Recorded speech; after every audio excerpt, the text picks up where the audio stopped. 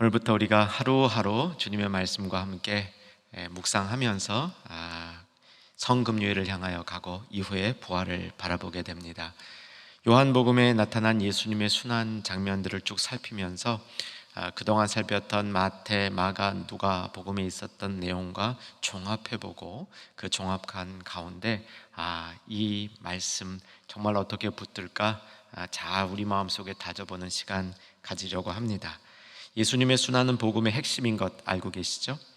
나와 우리 및 모든 인류를 구원하기 위해서 희생적이며 대속적인 죽음을 이루셨습니다. 하나님의 사랑의 절정이었고 아들 하나님이 아버지 하나님께 보여준 순종의 완결판이었습니다. 무엇보다도 우리는 예수님이 죽으셨기 때문에 살 수 있습니다. 이 깊은 진리를 하나하나씩 따져나가게 되는데, 특별히 예수님의 순환 이야기는 네 복음서가 공통적으로 가지고 있는 이런 그 사건들, 이것이 이제 몇 개가 있는데 그 얘기들의 반복입니다. 강조점이 조금씩 다를 뿐입니다. 예수님은 만찬을 드셨죠? 한번 그 순서를 잘 되새겨 보시기 바랍니다. 예수님은 만찬을 드시고 그 다음에 겟세마네 동산에 가서 기도를 하셨죠. 기도를 하던 중에 붙들립니다. 붙들려서 법정으로 끌려가죠. 2번 법정에 섭니다. 하나는 유대인의 법정, 가야바 법정이라고 그러죠.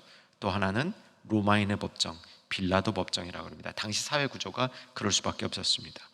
양쪽에서 다 사형 언도 받고 마지막에 예수님이 처형당하는 장면이 나오는데 이 부분도 몇 가지 내용으로 구성이 되어 있습니다. 그래서 크게 보면 이런 사건들인데, 오늘 말씀은 겟세마네 동산에서 체포당하시는 겁니다.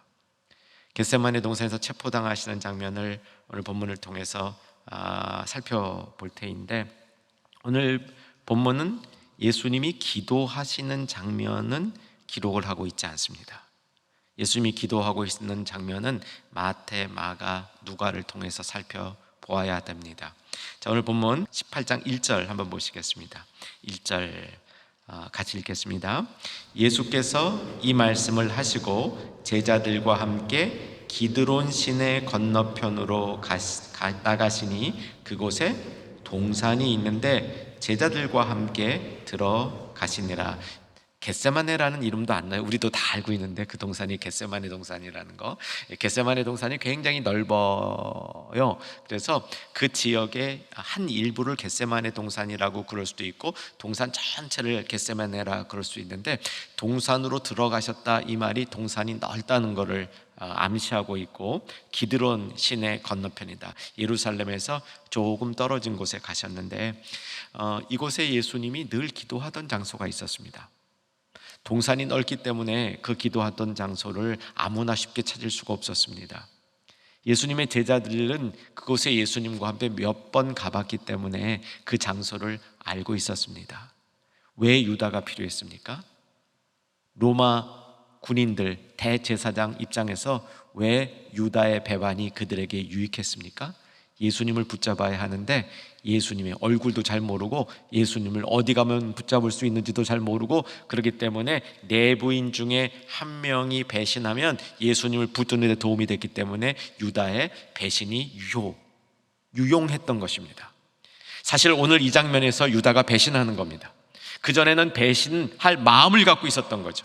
실제 유다의 배신의 실행은 이렇게 군인들과 대제사장의 하인들을 데리고 겟세마네에 나타나서 예수님이 계신 장소까지 안내해서 12명의 제자들, 유다 빠졌으니까 11명이라고도 볼 수 있고요, 마가가 끼어들었으면 또 12명이 될 수도 있고요, 하여간 그런 사람들 사이에서 예수가 누군지를 딱 집어주는 건데 방법이 뭐였습니까? 키스하는 거였습니다. 입맞춤. 스승님 그간 강령하셨습니까? 하고 스승님께 가서 입맞춤을 딱 하면 내가 입맞추는 자가 예수다, 이렇게 작전을 짜고 있었던 것이죠. 겟세마네 동산에 도착한 예수님과 제자들은 기도하죠. 오늘 본문엔 없지만 우리가 그 기도하는 장면 간단히만 요약해 보도록 하겠습니다. 밤새 기도했죠. 제자들은 피곤해서 기도를 쫓아올 수 없었습니다. 제자들은 잠들었습니다. 예수님이 기도하는 가운데 기도의 내용의 핵심이 이 잔을 내게서 멀리 하실 수만 있다면 해 주십시오. 그 잔이 굉장히 무거운 잔이었던 것 같습니다. 어떤 장로님께서 예전에 저한테 한번 은밀히 여쭤보시더라고요. 목사님, 장로가 되면은요, 성경 모르는 거 있어도 아무한테 잘 물어도 못 봐요. 기회가 좋으니까 목사님이랑 둘이 있을 때 제가 좀 여쭤보겠습니다. 이 예수님이 십자가 이 지시기 전에 왜 이렇게 괴로워하셨을까요? 이해는 좀 됩니다. 예수님에게 신성도 있고 인성도 있고 다 압니다. 인성이 있기 때문에 예수님이 괴로워하셨다는데 이거 좀 너무 괴로워하신 거 아닙니까? 그렇게 질문하신 겁니다. 제가 그 말씀을 이렇게 들을 때 어떻게 답변해 드리면 좋을까 하는데 마음속에 성령께서 이렇게 답을 해주시는 것 같아요. 여러분, 인간이 가진 죄의 무게가 굉장히 무겁습니다. 납덩이 같다고 보면 될 것 같아요. 어저께 찬양 예배 때도 납덩이와 납덩이가 나무로 변하는 말씀해 주셨는데 이 납덩이 같이 무겁다고 합니다. 한 사람이 지은 죄가 납덩이 한 1톤쯤 될까? 더 될까? 뭐 그런 느낌을 가져봐요. 근데 이 온 인류가 다 그런 죄를 지었으니 이게 얼마나 무겁겠어요. 예수님이 그 무게를 지고 가는 것이다, 이런 생각을 해보았습니다.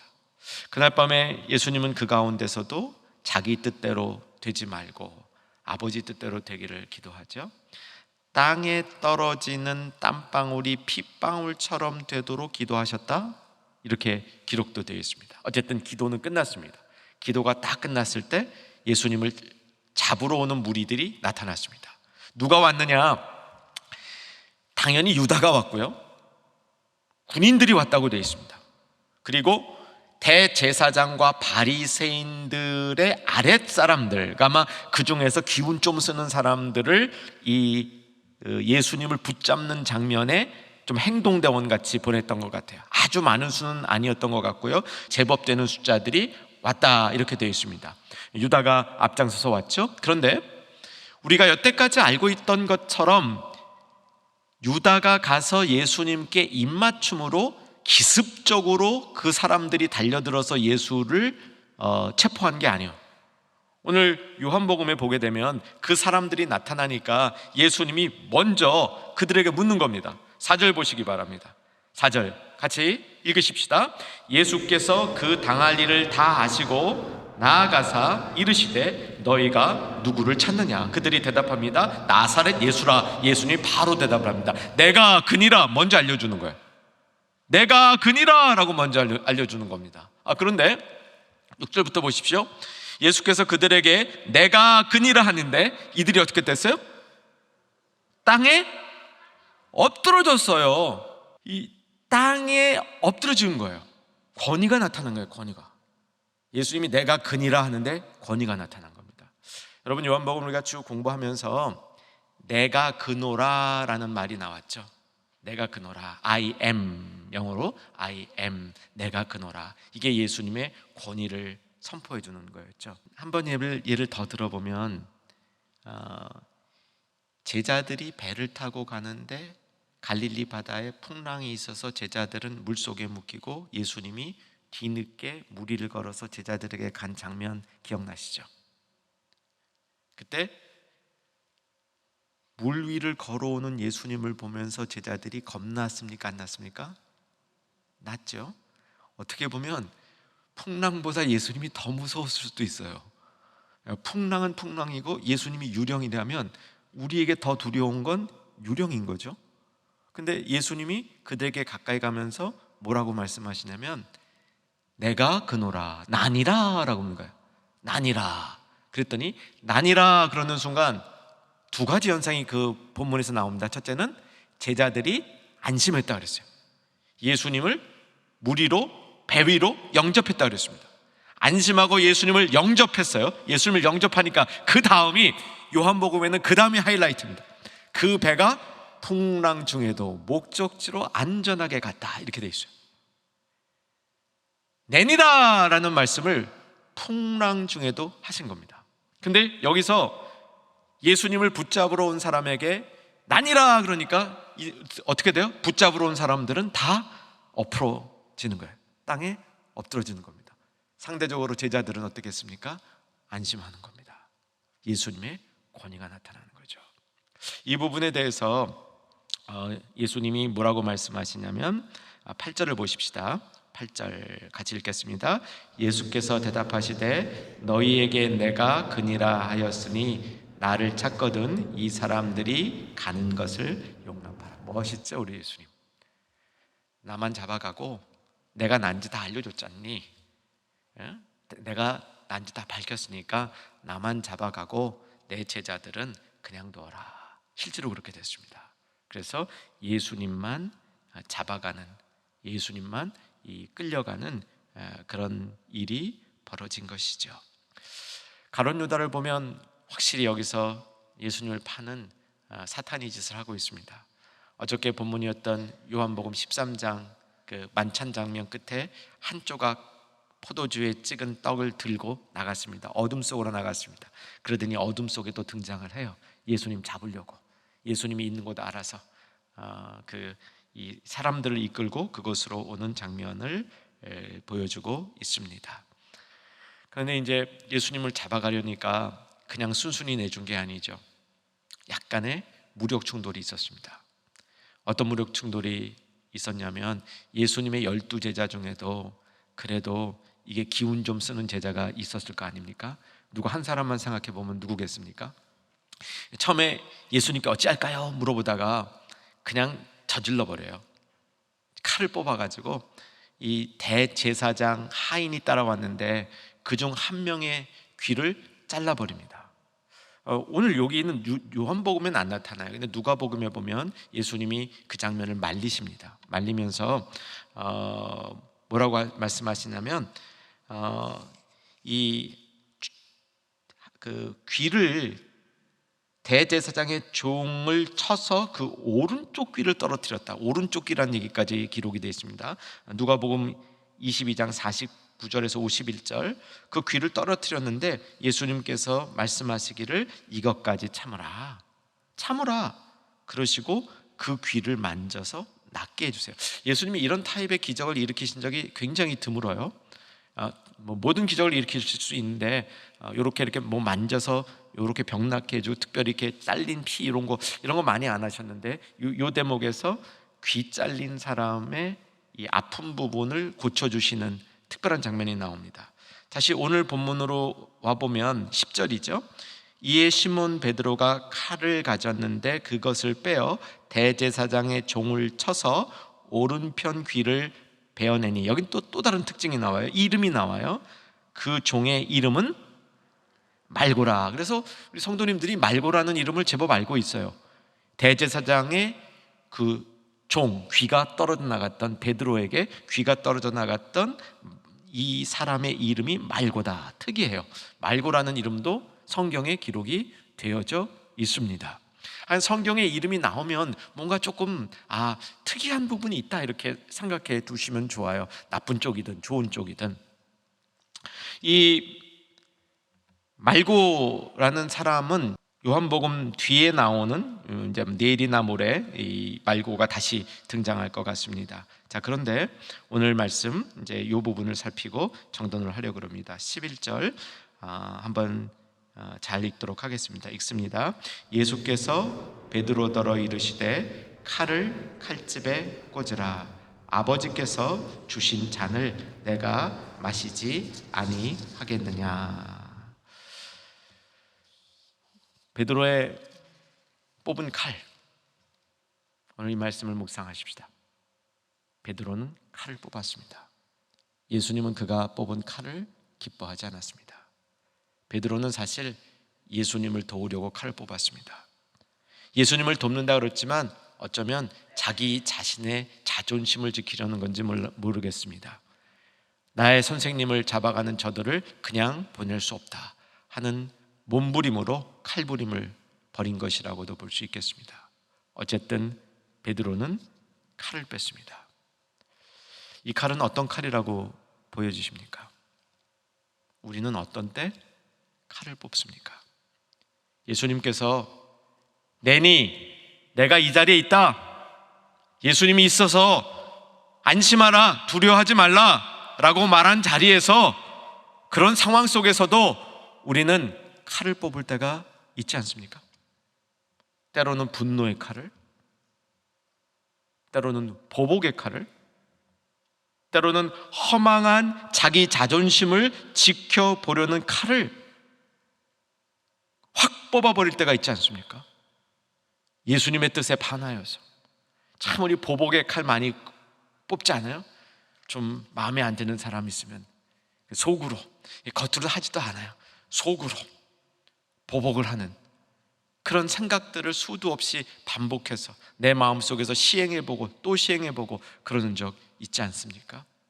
분노가 일어날 때 그 분노를 자제 못하고 그 분노의 폭발로 인해서 그 분노의 칼을 뽑아들고 내 마음대로 행해보겠다고 베드로처럼 그저 닥치는 대로 있는 대로 먼저 귀 하나 베어버리고 마는 그런 일들을 우리가 하고 있는 것은 아닙니까?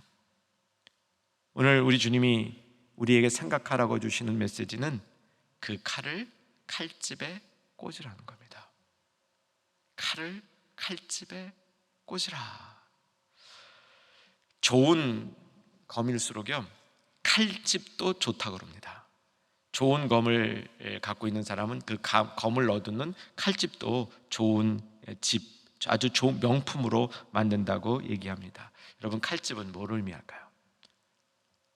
좋은 칼을 얻는 칼집은 무엇을 의미할까요? 저에게는 겸손의 의미도 있는 것 같습니다. 내가 가진 것이 진리라면 더욱더 겸손한 곳에 담아 두어야 할 것 같습니다. 칼이 움직임이라면 칼집은 그 움직임을 절제하는 것이고 인내하는 것이라고 볼 수 있겠습니다. 칼의 속도가 빠르면 빠를수록 그 칼의 속도를 제어할 수 있는 그런 브레이크가 필요하죠. 자기 통제 능력이 같이 있어야 한다는 겁니다. 오늘 본문에서 말씀해 주시는 예수님의 칼집은 인내를 의미하는 것 같습니다. 누가복음에서 그것까지 참으라, 요한복음에서는 네 칼을 칼집에 꽂아 넣어라 라고 말씀해 주십니다. 이것은 무기력한 것을 의미하는 것이 아닙니다. 손을 놓아버리는 포기를 이야기하는 것이 아닙니다. 최선의 순간을 위해서 준비하고 기다리는 것이죠. 하나님의 움직임을 따르겠다는 자기 겸손과 자기 절제의 표현인 것이죠. 우리는 칼을 칼집에 꽂을 필요가 있습니다. 왜냐하면 그 자리에 예수님이 계셨기 때문입니다. 내가 여기 있노라, 내가 여기 있노라라고 말씀하셨는데 우리는 여전히 내 분노의 칼을 뽑는 겁니다. 그래서 내가 하고 싶은 대로 그저 내 안에 있는 이 분노의 일부를 표출하려고 상대방 귀 한쪽이라도 잘라버려야 속이 편한 것 같은 그런 우리들의 연약한 모습인 것이죠. 예수님의 순환은 어쩌면 우리들이 가지고 있는 훈련 안 된 마음의 뾰족함 때문에 그 순환의 힘이 발휘되지 못한다고 볼 수 있을 것 같습니다. 저는 영적인 전투를 이렇게 생각해 보았습니다. 영적인 전투는 칼을 칼집에 넣어두고 하는 전투가 아닌가라는 생각을 해봤습니다. 칼을 칼집에 넣었을 때 어쩌면 우리는 진정한 성령의 칼을 사용할 수 있게 되리라라는 생각을 해봅니다. 이번 고난주간도 우리에게는 영적 전투의 기간입니다. 수많은 영적인 일, 영적인 도전 가운데 조금 더 바로 서고 조금 더 주님께 가까이 가려는 노력을 하는 기간이 이번 고난주간이 되기를 주 안에서 소망합니다. 오늘 첫 번째 말씀, 겟세마네 동산에서 예수님 기도 많이 하셨고 그 다음 예수님이 무기력하게 붙들리실 때 그때 예수님이 하셨던 일, 내가 있다, 내 제자들 안심해라, 나에게 준 하나님의 자녀들 하나도 놓치지 않는다. 그런데 베드로는 그 예수님의 말씀보다 자기의 성정이 앞서 있었습니다. 그래서 칼을 뽑은 거죠. 예수님이 결정적으로 말씀하십니다. 칼을 칼집에 꼽으라. 그리고 더 예리하고 더 힘이 있는 성령의 검을 준비하라. 내가 그 검을 사용하리라. 사랑하는 여러분, 내가 분노로, 내 마음의 부족함으로, 내 마음의 두려움으로 혹 뽑은 칼이 있다면 예수님이 계시기 때문에 그 칼을 칼집에 넣어두고 주님이 하시는 일 앞에 겸손하게 다시 한번 우리 자신을 맡겨드리는 첫날 아침 될 수 있기를 주 안에서 소망합니다.